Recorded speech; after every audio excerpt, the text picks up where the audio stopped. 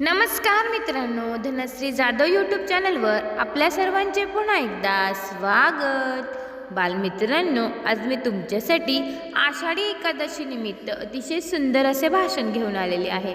चला तर करूयात सुरुवात। रामकृष्ण हरी। माझा विठ्ठल भोळा ग बाई, त्याच्या चरणी लीन ही भुई।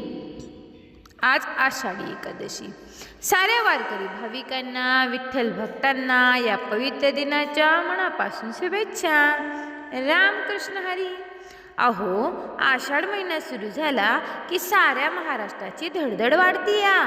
डोळ्यासमोर फक्त एकच रूप उभं राहतं, ते म्हणजे कटेवर हात ठेवून विटेवर उभा असलेला माझा सावळा विठ्ठल।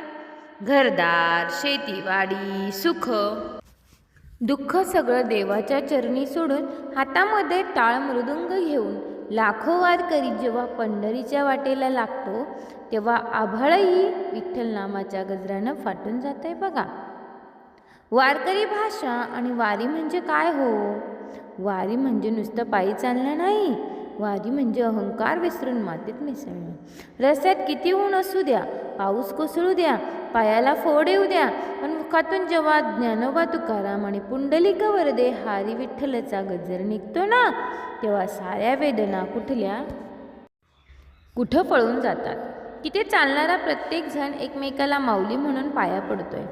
कुठला जातपात नाही, कुठलाही गरीब श्रीमंत भेद नाही, सगळेजण एकाच रंगात रंगून जातात, तो म्हणजे माझ्या विठुरायाचा रंग। आज या पवित्र दिवशी त्या विठू माऊलीच्या चरणी हेच साकडं घालूया की, हे देवा, माझ्या मायबाप शेतकऱ्याच्या पदरात सुखाचे दिवस पाड, साऱ्या जगावरचं संकट दूर कर आणि प्रत्येकाच्या मनात ही वारकरी वृत्ती, ही माणुसकी जिवंत ठेव।